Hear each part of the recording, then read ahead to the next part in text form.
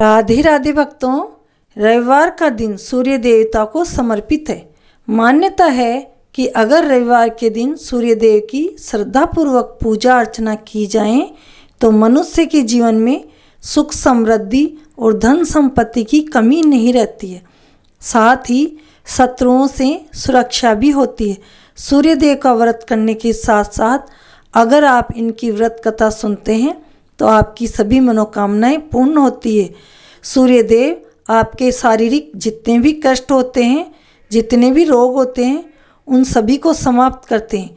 सूर्य देव का अर्घ देने से आपके शरीर के रोग अपना आप ही नष्ट हो जाते हैं। आइए सुनते हैं सूर्य देव की व्रत कथा। एक ब्राह्मण सूरज भगवान का भक्त था। नहाता धोता कथा कहता था पर कमाता नहीं था। ब्राह्मण घर में रहता तो ब्राह्मणी कमाने के लिए बार बार कहकर परेशान करती। बाहर कहीं जाता तो बाहर भी लोग उसे तरह तरह से अपमानित करते। अतः एक दिन नहा धोकर अपने पूजन पाठ की सामग्री लेकर वह जंगल में चला गया। वहाँ एक सूखे पीपल के नीचे बैठकर पूजा पाठ करी और सूरज भगवान की कथा कही। वहाँ पीपल के पास एक सूखा सा तालाब भी था। उसमें थोड़ा सा ही पानी था। उसी पानी से लोटा भरकर सूर्य भगवान के जल चढ़ाया। पूजा का जल बहकर पीपल और तालाब में भी गया। जल के जाते ही सूखा पीपल हरा हो गया और तालाब स्वच्छ जल से भर गया। उसमें सूर्य भगवान दिखाई देने लगे। कहने लगे, ब्राह्मण मांग, तू क्या मांगता है? ब्राह्मण ने यह सुना तो वो घबराया। उसने सोचा, लोग कहते हैं कि पीपल में भूत रहता है, जरूर वही बोल रहा है। रोज वह पूजा करता तभी यह आवाज़ आती। सुन सुनकर वह चिंता के कारण दुबला होने लगा। ब्राह्मणी कभी कभी ब्राह्मण से मिलने जंगल में ही जाया करती थी। तो एक दिन ब्राह्मणी ने पूछा, आप रोज़ रोज़ दुबले क्यों होते जा रहे हो? ब्राह्मण ने सारा हाल बताया तो ब्राह्मणी ने कहा, तुम्हारे पूजा पाठ करते ही आवाज़ आती है। इससे तो यह लगता है कि वे सूर्य भगवान हैं। इस बार जब आवाज़ आए तो सब कुछ मांग लेना। ब्राह्मण ने कहा, कैसे मांगूं? ज़्यादा कुछ कहना होगा तो मैं भूल जाऊंगा।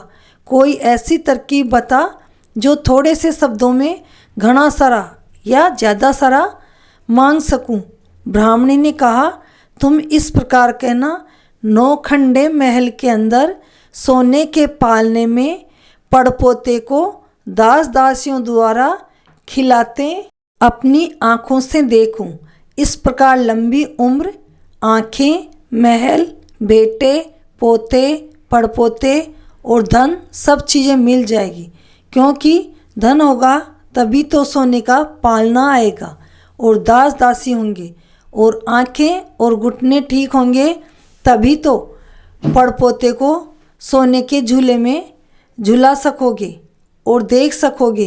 दूसरे दिन पूजा के बाद आवाज़ आई तो ब्राह्मण ने वैसे ही मांग लिया जैसे ब्राह्मणी ने कहा था। सूरज भगवान ने कहा, दिखने में तो भोला लगता था पर एक ही वर में सब कुछ मांग लिया। सूरज भगवान ने कहा, जा, तेरे इतना ही हो जाएगा। ब्राह्मण जंगल से घर आया तो देखता है कि टूटी सी झोंपड़ी की जगह 9 खंडा महल खड़ा था। दास दासी आ जा रहे थे। ब्राह्मण ने एक दासी को रोककर पूछा, अरे, मेरी टूटी सी झोंपड़ी और बूढ़ी सी ब्राह्मणी थी, वह कहाँ गए? उस समय महल की खिड़की से एक सुंदर औरत दास दासियों से कपड़े व हीरे मोती के गहनों से सज धज कर ब्राह्मण को आवाज़ लगाई कि आ जाओ, यह अपना ही घर है। सूर्य भगवान की कृपा से यह सब कुछ हुआ है। ब्राह्मण ने कहा, हम इतने धन का क्या करेंगे? ब्राह्मणी ने कहा, धन से क्या नहीं होता, दान पुण्य यज्ञ होम करेंगे। पीछे सबको जिमाया, पान देकर न्योता दिया, फूल देकर बुलाया। सब ब्राह्मणों को जिमा कर सोने का टक्का दक्षिणा में दिया। सब लोग राजा के बदले ब्राह्मण की जय जयकार बोलने लगे। चुगलखोरों ने जाकर राजा से चुगली कर दी। राजा जी, आपके बदले लोग ब्राह्मण की जय जयकार कर रहे हैं। राजा ने ब्राह्मण को बुलाया और पूछा, कल तो तेरे खाने को भी घाटा था और आज इतना धन कहाँ से हो गया कि लोग मेरी बजाय तेरी जय जयकार कर रहे हैं। यह बता कैसे हुआ, इतना धन कहाँ से चोरी कर लाया। ब्राह्मण ने कहा, मुझे तो सूर्य भगवान टूटे हैं। राजा ने कहा, मेरे पुत्र नहीं है, सो मुझे क्या करना चाहिए। ब्राह्मण ने राजा को सूर्य भगवान की पूजा की विधि बताई। राजा ने वैसा ही किया तो उसके पुत्र हो गया। सब लोग सूर्य भगवान की जय जयकार बोलने लगे। राजा ने सारी नगरी में कह दिया कि सूर्य भगवान का व्रत व पूजन हर इंसान को करना चाहिए।